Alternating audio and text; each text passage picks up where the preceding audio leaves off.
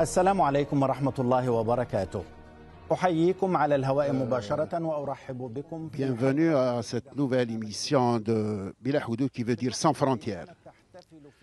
Au moment où Israël célébrait le 50e anniversaire de 5 juin 67, le monde a été surpris par la décision de l'Arabie saoudite, des Émirats et de Bahreïn de rompre ses relations et d'annoncer un blocus sur le Qatar.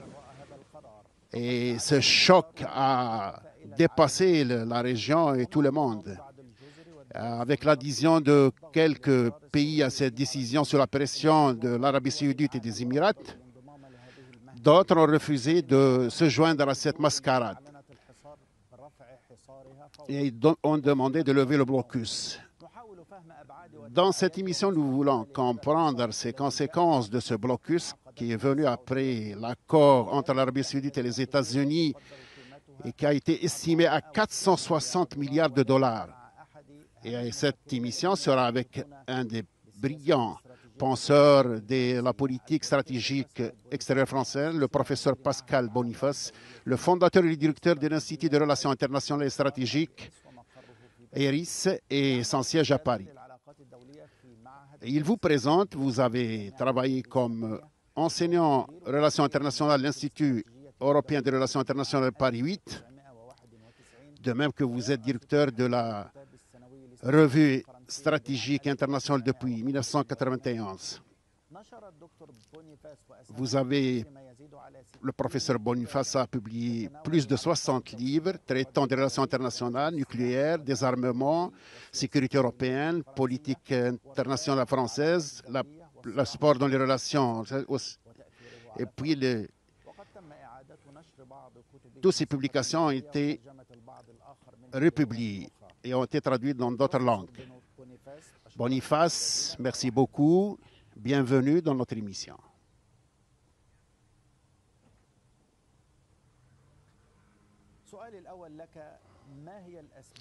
Première question, quelles sont les raisons principales qui ont conduit l'Arabie saoudite, les Émirats et le Bahreïn contre le Qatar, de décider un blocus contre le Qatar?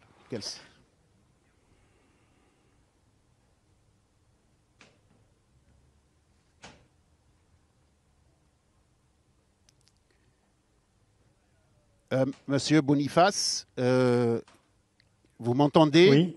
Alors la première question, quelles sont les raisons principales qui ont conduit l'Arabie saoudite, les Émirats et le Bahreïn à dicter un blocus contre le Qatar? Il y a plusieurs raisons. Il y a les raisons officielles qui ont été mises, celle d'accusation d'un soutien du Qatar au terrorisme en citant plusieurs organisations. Je pense qu'il faut voir en fait deux types de raisons, des raisons régionales et des raisons globales.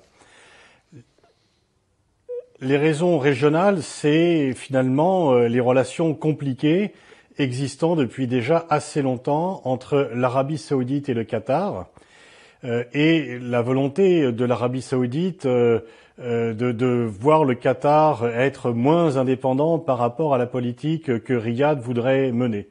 Et donc cette rivalité est ancienne et elle s'est réveillée pour des raisons globales.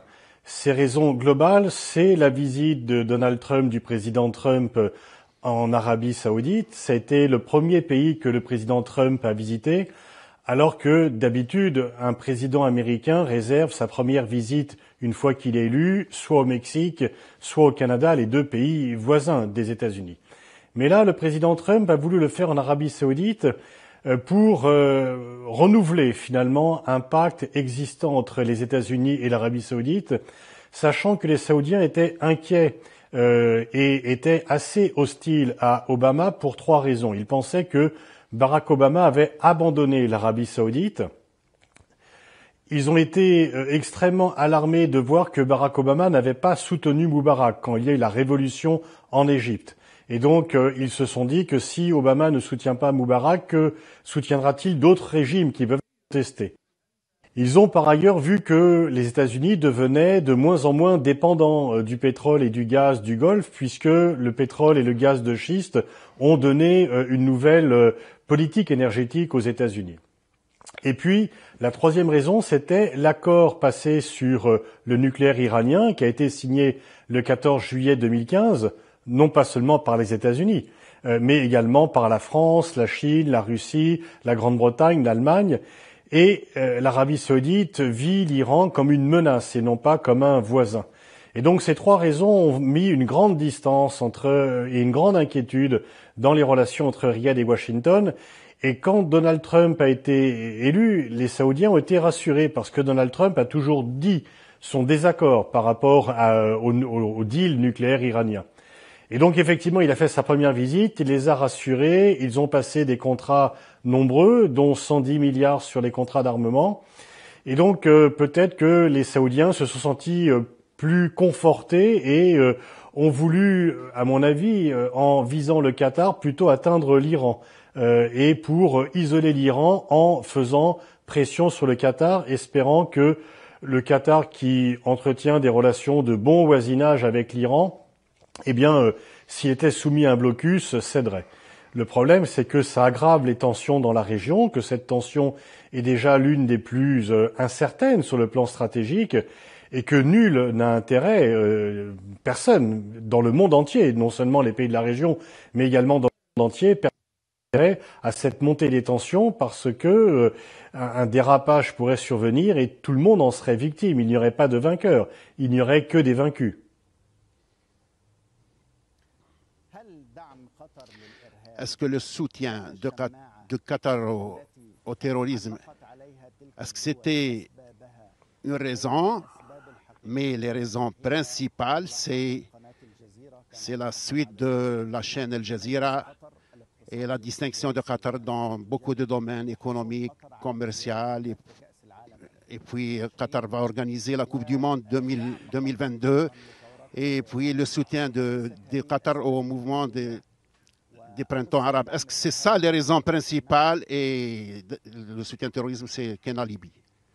Alors, ce sont, oui, dans l'opposition qu'il y a entre le Qatar et l'Arabie saoudite, toutes ces raisons d'appréciation politique comptent. Effectivement, l'accusation de soutien au terrorisme, elle est souvent utilisée pour disqualifier un rival.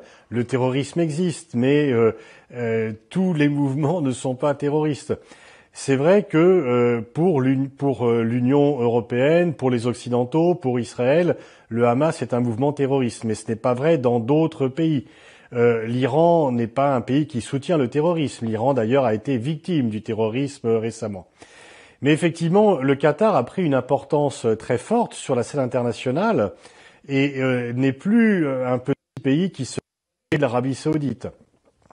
Ensuite, la chaîne Al Jazeera a joué un rôle important dans ce qu'on appelait le printemps arabe, qui a inquiété certaines capitales. Et le changement de régime en Égypte est venu également. Le Qatar a soutenu les frères musulmans. Al Jazeera a couvert de façon empathique la première révolution de 2011.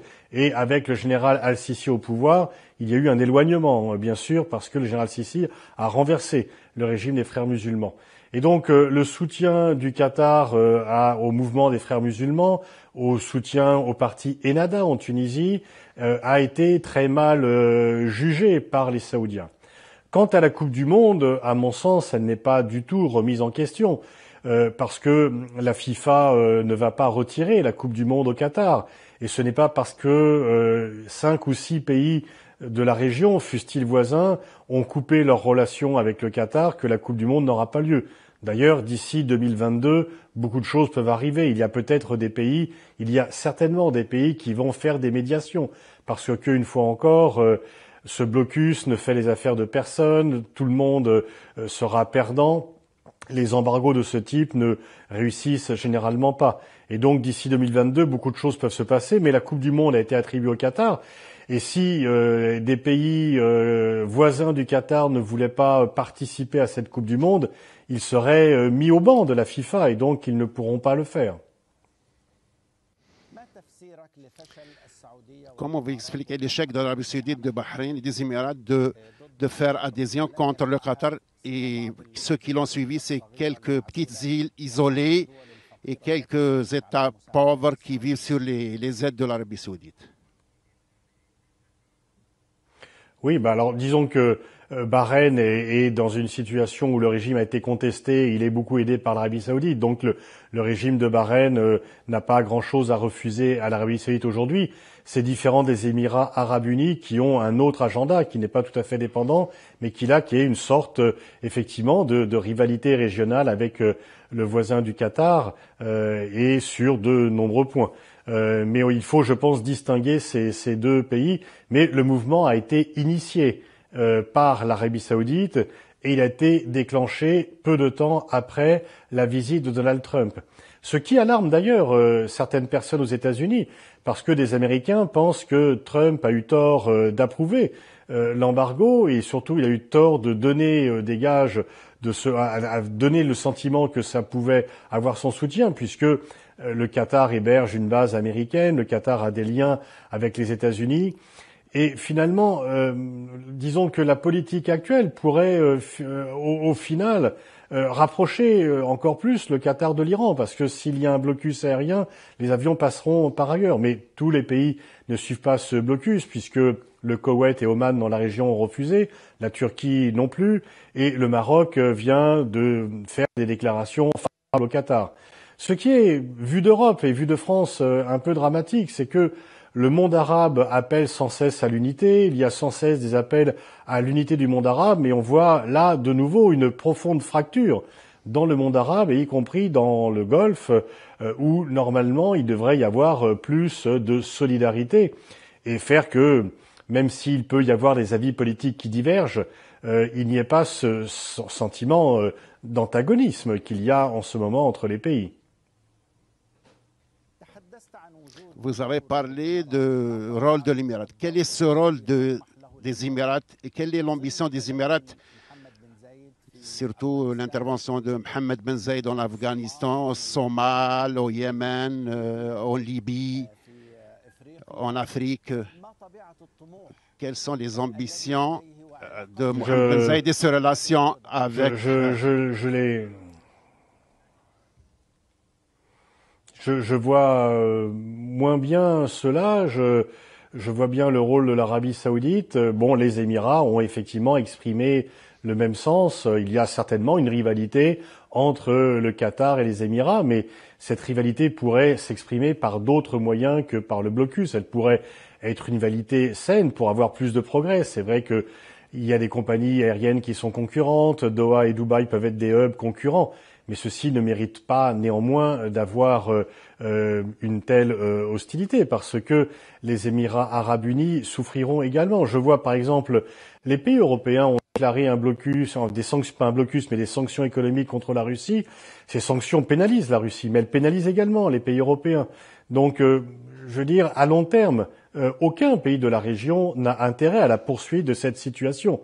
Et il est vraiment, je crois, temps que des pays fassent œuvre de médiation entre les pays qui ont décidé de blocus et le Qatar, ou les pays qui, eux, n'ont pas décidé de blocus, pour sortir de cette impasse. Est-ce que vous pensez, beaucoup de rapports parlent que Mohammed Ben Zayed, celui qui a influencé Mohammed Ben Salman, qui détient le pouvoir en Arabie saoudite actuellement, et c'est le roi Mohammed Salman, il les a poussés que l'Arabie saoudite soit tête de liste pour ce boycott. Pouvez-vous répéter la question, s'il vous plaît? La question, beaucoup de rapports disent que Mohammed Ben Zayed, celui influencé Mohammed Ben Salman, il a orienté vers cette histoire de blocus. Je ne suis pas dans le secret moi je suis un observateur, je ne suis pas dans le secret du processus de décision saoudien, donc je ne sais pas qui a pris cette décision. Je constate la décision et ses effets négatifs. Mais sur le processus même interne dans le royaume d'Arabie saoudite, les gens qui ont des opinions, mais est-ce qu'ils sont vraiment au courant de ce qui se passe dans le secret des délibérations? Moi, je peux constater cette décision, je peux analyser les raisons qui ont pu mener à cette décision, mais qui a décidé cela et quels sont les rapports de force internes? D'une part, je crois que ça n'a pas tellement d'importance, parce que ce qui compte, c'est la décision et donc et les effets de cette décision. Est-ce que vous pensez que cette décision a été prise en arrangement de pouvoir à Mohammed Ben Salman et l'éloignement de Mohammed Ben Zayed, le frère de Khalifa Ben Zayed, qui est loin de l'actualité depuis des années et qui veut être président des États-Unis? Est-ce que le blocus a des arrangements dans ce sens? Je n'en ai absolument aucune idée et je crois que ceux qui font ce type d'analyse font des conjonctures sur des éléments qu'ils ne maîtrisent pas forcément parce qu'ils n'ont pas eu de confidence directe des acteurs.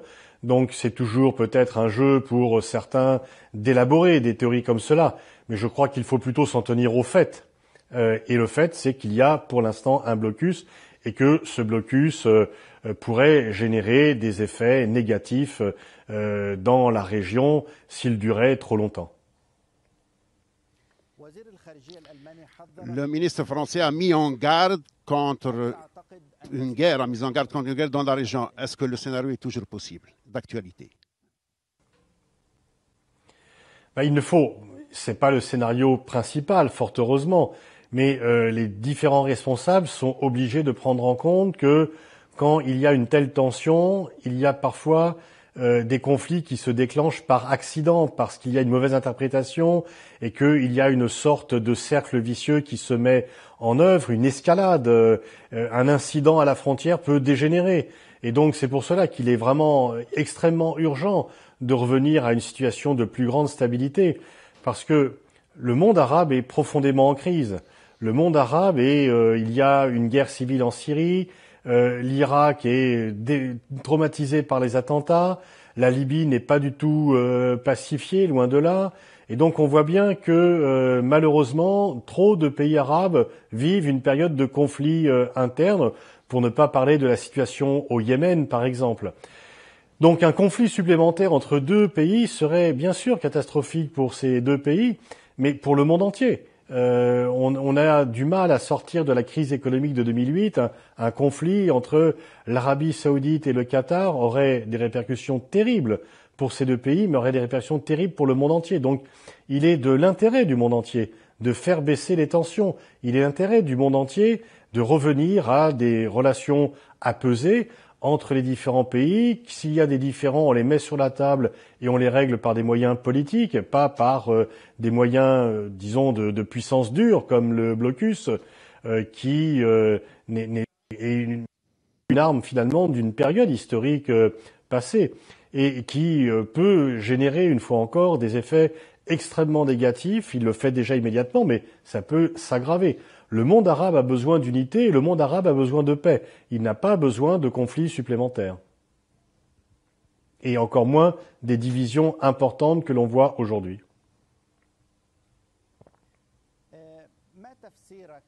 Quelle est votre explication sur l'attaque subie Qatar dans la presse française depuis longtemps, au moment où les Émirats n'est épargné de ces attaques, malgré que les Émirats investissent plus que le Qatar en France?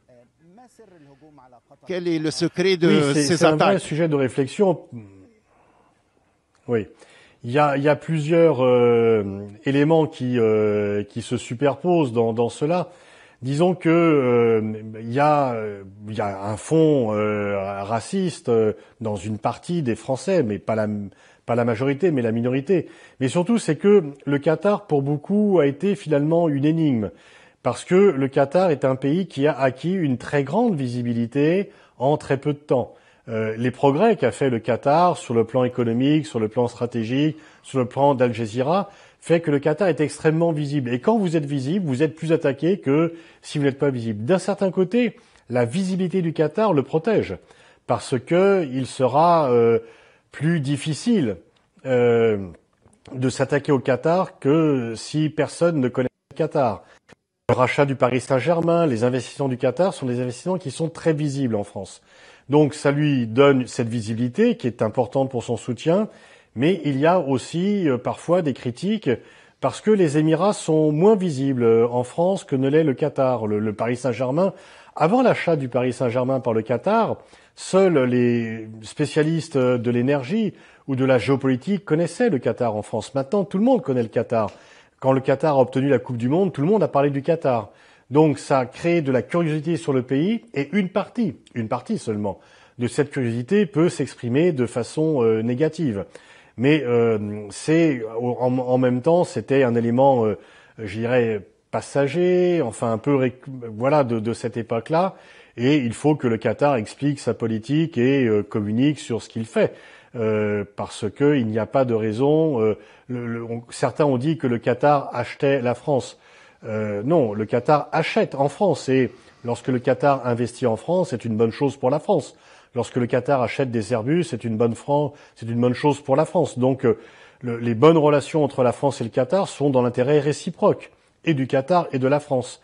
Mais en fait, comme le Qatar est un petit pays très visible, cela a créé des réactions tout à fait excessives dans une partie de la presse, pas dans toute la presse, mais dans une partie de la presse qui a conduit effectivement au Qatar bashing par certains moments.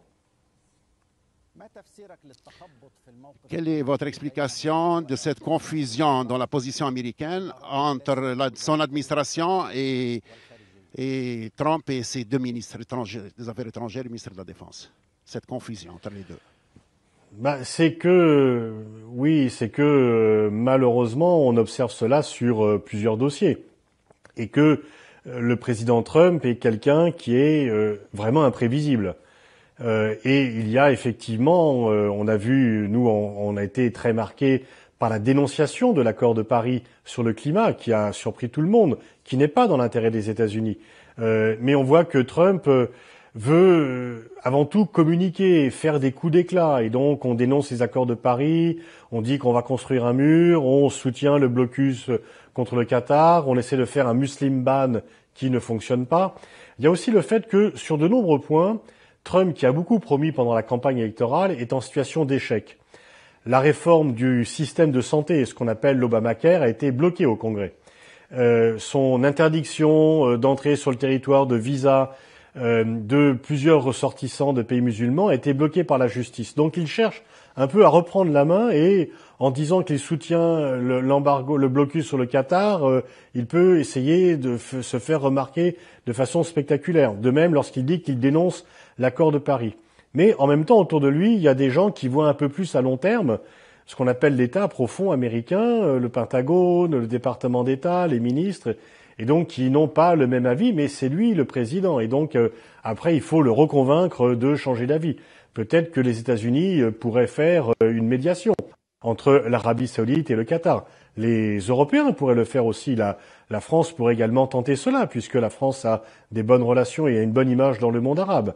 Mais en tous les cas, il faut quand deux pays comme le Qatar et l'Arabie saoudite ont des relations aussi mauvaises, il faut une médiation extérieure. Le secrétaire général de l'ONU pourrait également, M. Guterres, qui est un homme actif, pourrait, au nom des Nations Unies, également entreprendre une action de médiation pour que la situation ne dégénère pas et qu'on revienne à une situation plus normale.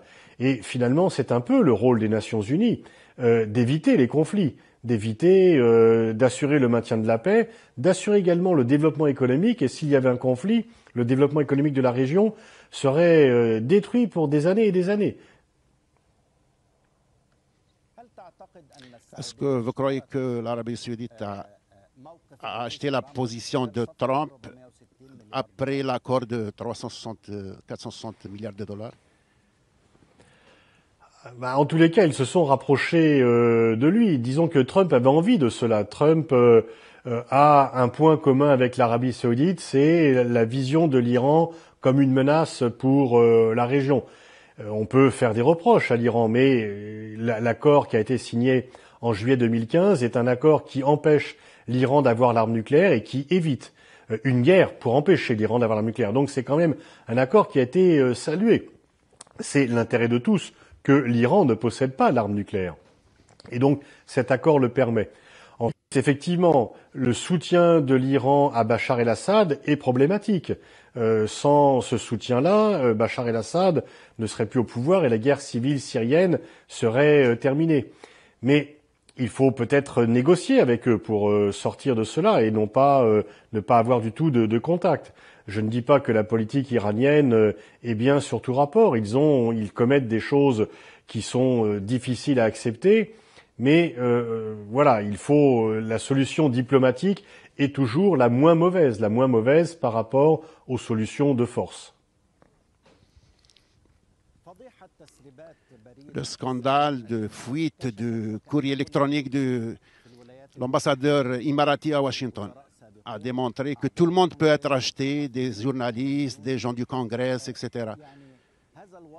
Cette réalité aux États-Unis, est-ce qu'il a un rôle dans la crise qui se joue maintenant, que tout aux États-Unis peut être vendu, peut être acheté?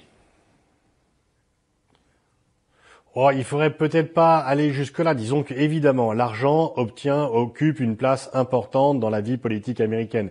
Les campagnes électorales coûtent cher. Mais tout ne s'achète pas. Et puis, bon, il y a des gens qui peuvent se tromper, mais qui peuvent se tromper sincèrement, sans être achetés. Le problème, c'est que depuis 1979, l'Iran a une image détestable aux États-Unis. Et donc, les Américains ont du mal à accepter. Il y a une partie de l'opinion américaine qui a du mal à accepter l'accord sur le nucléaire iranien. Ces gens-là ne sont pas achetés. Ils sont dans une sorte, de conviction profonde que l'Iran a fait du tort aux États-Unis, qu'il ne faut pas pardonner, etc. Donc, bien sûr, parfois des gens prennent des positions en étant achetés, mais ce n'est pas, à mon avis, le facteur principal d'explication. C'est qu'il y a aussi des positionnements politiques qui existent et il y a aussi des gens qui préfèrent les politiques de force aux politiques de diplomatie. Or, pourtant, on a vu en Irak en 2003, on a vu en Libye en 2011 que les politiques de force conduisaient à l'échec et coûtaient très cher, et que ces deux interventions militaires ont bien plus développé le terrorisme qu'elles ne l'ont combattu. Je veux maintenant, on achète avec de l'argent pour faire pression sur le Qatar, ce qui s'est passé avec l'ancien ministre de la Défense américain.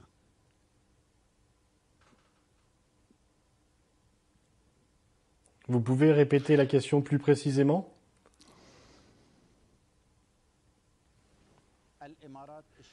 Les Émirats ont acheté des responsables américains, comme c'est venu dans les fuites de l'ambassadeur Imarati à Washington, des journalistes, des gens du Congrès, etc.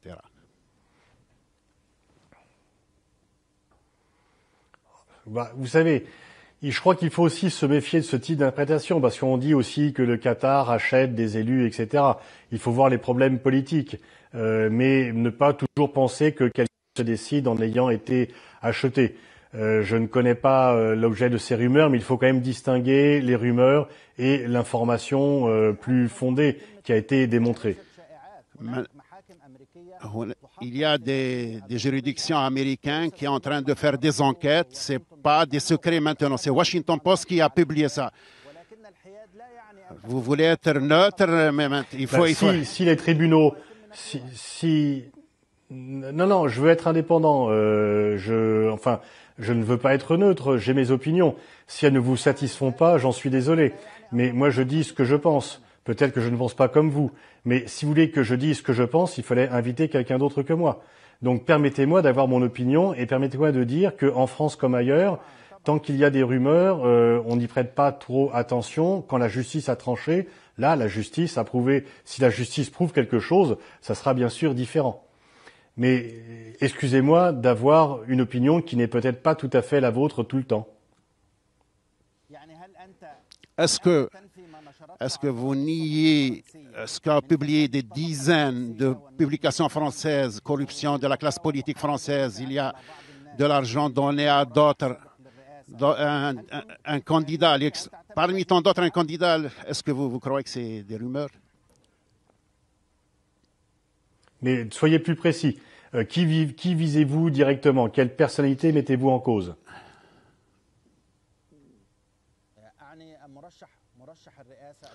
candidat à l'élection présidentielle, ancien du mouvement populaire. Dites son nom, parce que... Mais dites son nom. Je ne peux pas répondre si vous ne dites pas écrit sur la la personne corruption. que vous visez.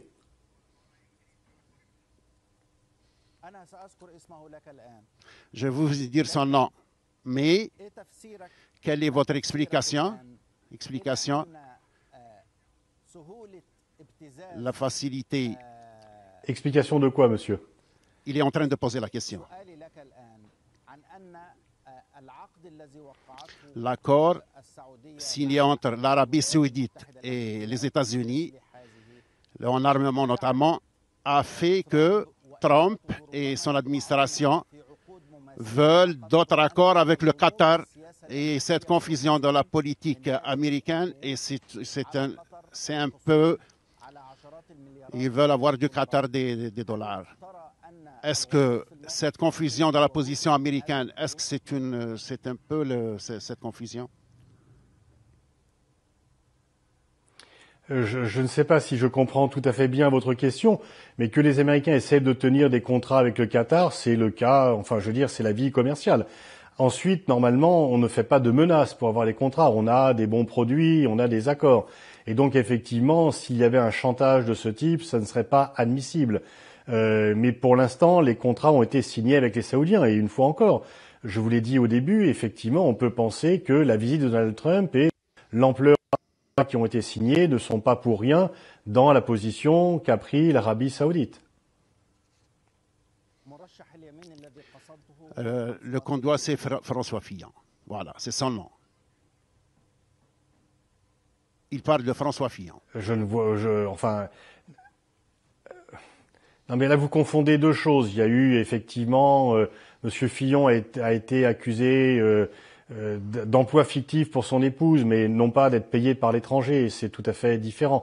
Et à ce jour, il n'a pas été condamné par la justice. Il y a eu des cas de corruption en France, hein, je ne dis pas le contraire. Il y a des parlementaires qui ont été corrompus. Il faut que la justice passe, et certains ont été condamnés.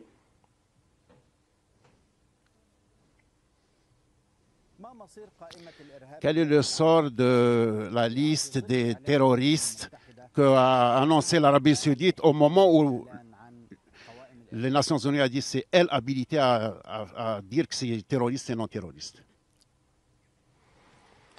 On voit bien que dans cette liste qu'elle a dressée, c'est tout à fait contestable parce que, notamment les frères musulmans, on peut être d'accord ou non avec l'idéologie des frères musulmans, mais les frères musulmans ont tenté de conquérir le pouvoir par la voie politique. Ils l'ont réussi et ils ont été renversés par un coup d'État. Donc ils ne recourent pas au terrorisme, c'est faux. Le parti, d'ailleurs, un parti qui est plus ou moins lié, le parti Ennahda en Tunisie, n'est pas lié au terrorisme.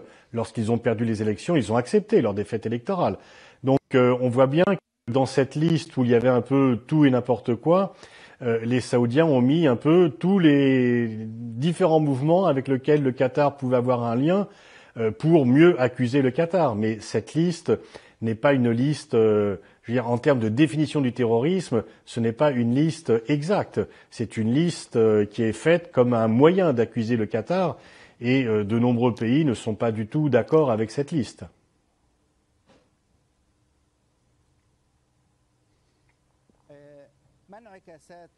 Quelles sont les conséquences du boycott du Qatar sur les pays européens? Pour l'instant, il n'y en a pas directement, sauf une inquiétude par rapport à ce qui peut se passer.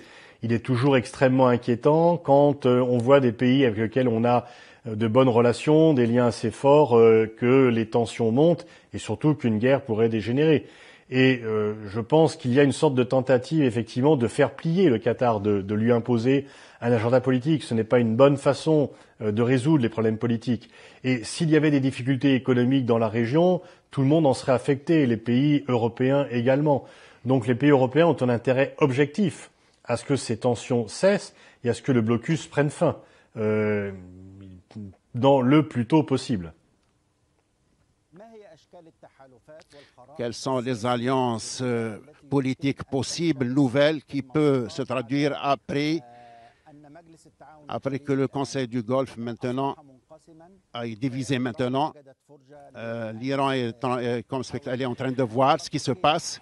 La Turquie a activé ses relations militaires avec le Qatar. Est-ce que ça va conduire à des nouvelles alliances politiques dans la région? Effectivement, la question que vous posez est centrale, c'est qu'on voit une nouvelle configuration avec un éventuel, il est encore trop tôt pour le définir, mais on peut l'envisager déjà, un éventuel rapprochement entre la Turquie, l'Iran, le Qatar, ce qui montre d'ailleurs que la division n'est pas entre chiites et sunnites, comme on l'entend souvent. Ce sont des divisions politiques, et non pas entre chiites et sunnites. C'est une autre affaire, cela. Mais si tel était le cas, s'il y avait ce rapprochement entre l'Iran, la Turquie et le Qatar, et pourquoi pas Oman, Koweït, je ne sais pas, eh bien l'Arabie saoudite aurait réalisé exactement ce qu'elle veut combattre. C'est-à-dire que c'est elle qui aurait poussé dans les bras de l'Iran le Qatar. Parce que peut faire le Qatar si cette situation déplorable durait très longtemps? Le Qatar ne va pas attendre sans rien faire, ne va pas dépérir, ne va pas... on peut penser que le Qatar ne veut pas non plus plier à toutes les injonctions de l'Arabie saoudite en disant « j'arrête la politique que je mène et je fais la politique que veut que je mène Riyad ». Ces deux options me paraissent difficiles. Donc si le Qatar a une alliance de substitution et que l'Iran pourrait être ravi de donner, eh bien peut-être que cela pourrait être envisageable. Et on voit bien que là, ça serait une nouvelle augmentation des tensions dans la région, ça serait une internationalisation majeure du conflit, donc, et ça serait contraire aux intérêts des pays du Conseil de coopération du Golfe. Et donc, il faudrait que cette affaire, cette division entre les pays du Golfe, entre des pays qui ont néanmoins beaucoup de points communs, soit résolue, parce que sinon, une fois encore, le piège serait que l'Arabie saoudite contribue face de ce qu'on appelle des prophéties auto-réalisatoires, des self-fulfilling prophecies, et que, dénonçant des liens entre l'Iran et le Qatar, sa politique ne contribue qu'à renforcer les liens qu'elle dénonce par ailleurs.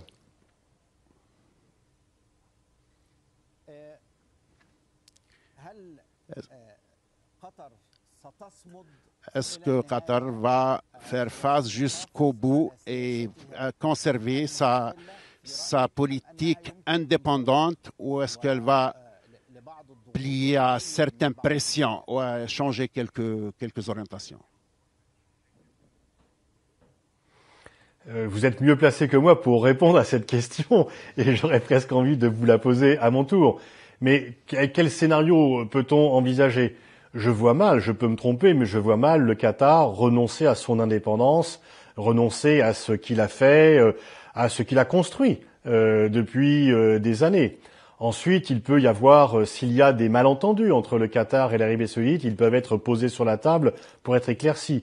Mais si je devais faire un pari, je vois mal le Qatar changer totalement de politique. Après, toute politique peut évoluer. Mais il me paraît... en tous les cas, pas peu probable que le Qatar change complètement de politique, et parce que ça serait perdre son indépendance finalement. À quel point... Or, justement, ce qu'a fait le Qatar depuis... Pardon, je voulais terminer ma réponse, excusez-moi. Excusez-moi, je termine la réponse. Justement, ce qu'a fait le Qatar depuis 15-20 ans, c'est d'être actif pour exister sur la scène internationale, pour se protéger aussi des jalousies de ses voisins. Donc on voit mal le Qatar, au moment où il est menacé, faire l'inverse. J'ai beaucoup été interrogé en France sur le fait de savoir si le Qatar allait arrêter ses investissements dans le sport, Paris Saint-Germain, la Coupe du Monde, du fait de ces menaces. Mais le Qatar a fait ses investissements pour être connu du monde entier. Et donc c'est pas au moment où il est menacé qu'il va aller à l'inverse, parce qu'il a fait ça pour se protéger, justement.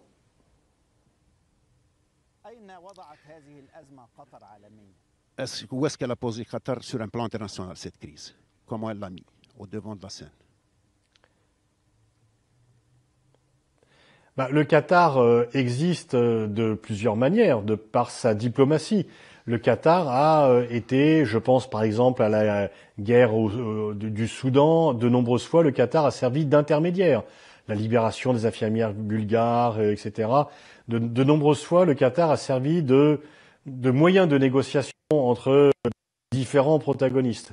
Et puis le Qatar a beaucoup existé grâce à votre chaîne Al Jazeera, qui a été, disons, la première alternative d'information internationale à CNN. C'est extrêmement important. Avant Al Jazeera, il n'y avait qu'une source d'information réellement internationale, c'était une source américaine.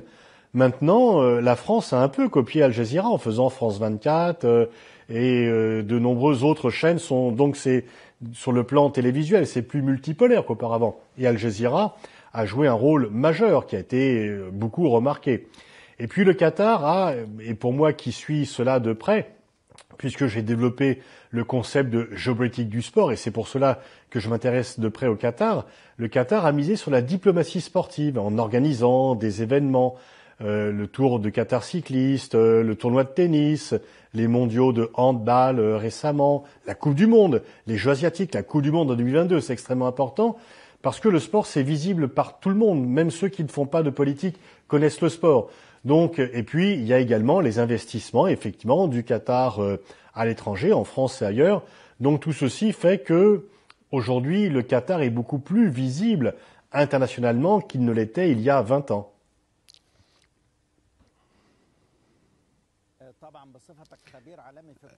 Vous êtes un expert football. En plus de la politique, il y a beaucoup d'entreprises émiraties et saoudiennes qui travaillent sur le projet de Coupe du Monde 2022 sans faire un retrait. Mais le Qatar a signé d'autres contrats pour remplacer d'autres firmes qui ont annoncé le retrait. Est-ce que ça peut avoir une influence sur la réalisation de la Coupe du Monde 2022? Non, d'une part parce que le Qatar est en avance, même sur le calendrier. Donc même si certains travaux prenaient du retard, ce n'est pas grave vu que le Brésil en 2014 et l'Afrique du Sud en 2010 étaient bien loin de la préparation du Qatar aujourd'hui. C'est dans 5 ans. Et on peut penser, je ne crois pas, par exemple, que l'Arabie Saoudite refusera de faire les qualifications pour aller jouer au Qatar pour la Coupe du Monde 2022, parce que voilà. Je ne sais pas si c'est vrai, mais j'ai appris que les maillots du Barça étaient interdits parce que le Qatar est sponsor maillot. C'est quand même ridicule, c'est dramatique. Et donc voilà, je veux dire, justement, on voit bien que l'investissement du Qatar dans le sport était un investissement pertinent à viser, parce que personne ne peut l'ignorer. Et la Coupe du Monde 2022 est un élément fédérateur. Même si les entreprises saoudiennes se privent de contrats aujourd'hui, la Coupe du Monde, elles reviendront peut-être bientôt. Et en tous les cas, la Coupe du Monde 2022 aura lieu. Elle aura lieu au Qatar. La FIFA ne peut pas céder à ce genre de menaces. Si la FIFA commençait à céder à ce genre de menaces, elle serait l'otage permanent des conflits politiques. Or, justement, elle veut être plutôt un instrument de paix qu'un instrument d'affrontement. Et d'ailleurs, il serait bon que le secrétaire général de la FIFA, M. Infantino, peut-être vienne au Qatar, vienne en Arabie Saoudite, et pour montrer que le sport peut être un facteur de paix. On dit beaucoup, et c'est vrai d'ailleurs que le sport est un facteur de rapprochement entre les peuples. Comme la FIFA a confié l'organisation du Mondial 2022 au Qatar, la FIFA a des responsabilités. Et la FIFA pourrait essayer quand même de voir un peu... honnêtement, la FIFA ne peut pas céder à 4 ou 5 pays qui demandent le boycott. Et donc, la Coupe du Monde aura lieu au Qatar. Mais il faut aller plus loin que cela. Monsieur Infantino pourrait aller voir les pays qui ont décidé du blocus pour essayer de les amener à une solution au nom du football mondial. À long terme, qui va gagner et qui va perdre de cette crise? À long terme, si la crise demeure, tout le monde perdra. Le Qatar perdra parce que même s'il y a des substituts au blocus, ils sont plus coûteux, ils sont plus gênants. Mais l'Arabie Saoudite perdra également parce qu'elle se prive de marché, elle n'arrange pas son image en faisant cela.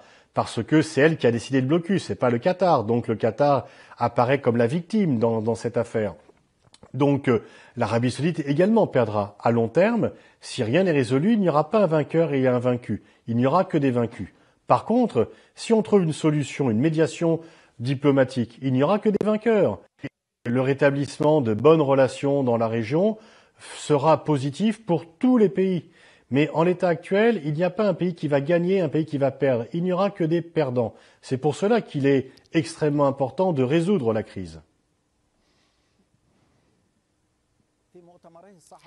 Dans son conférence de presse qui s'est déroulée au Maroc, le président français a annoncé qu'il va faire une tournée à 3 pays, l'Arabie saoudite, les Émirats et le Qatar. Il va essayer de trouver une solution à la crise. Est-ce que vous pouvez dire qu'il va tracer une nouvelle politique dans la région et que la France doit jouer un rôle dans la solution de la crise? La France ne peut pas elle seule résoudre la crise, mais elle peut jouer son rôle. Et on voit que le président Macron, qui vient d'entrer en fonction, a déjà un rôle international important. Et dans la mesure où la France a des relations bonnes avec le Qatar, bien sûr, mais également avec les Saoudiens et avec les Émiratis, si la France peut jouer ce rôle de go-between, d'essayer de dire que, justement, comme je vous l'ai dit tout à l'heure, il n'y a que des perdants, dire aux Émiratis et aux Saoudiens qu'à long terme, ils sont perdants eux aussi. Ce ne seraient pas eux les gagnants et le Qatar le perdant. Eux aussi seront perdants. Et donc, si le président Macron peut jouer ce rôle-là, eh bien, ça sera très utile. On a vu d'ailleurs, aussi bien dans la relation avec Trump qu'avec Poutine, qu'il voulait avoir une politique internationale plus active. Au cours de la campagne électorale, il s'est référé plusieurs fois au gaulo-mitterrandisme, à la politique de De Gaulle et de Mitterrand, qui était très respectée dans la région. Et donc, finalement, s'il faisait cette tournée dans ces 3 pays, ça serait une excellente chose parce que il pourrait, en faisant les 3 pays en même temps, être un intermédiaire et non pas être celui qui joue pour l'un contre l'autre.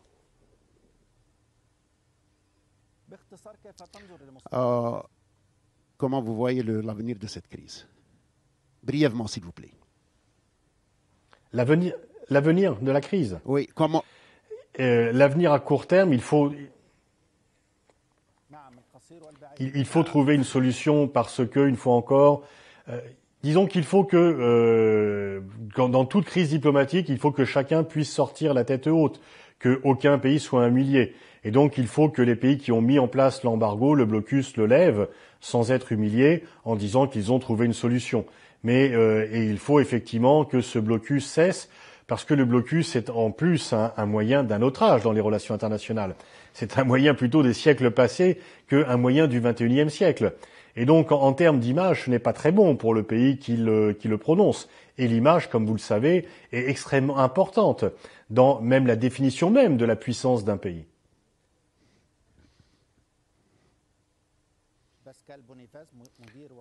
Boniface, merci beaucoup d'avoir été avec nous. Merci de l'invitation. On aimerait, Inch'Allah, de revoir une autre fois.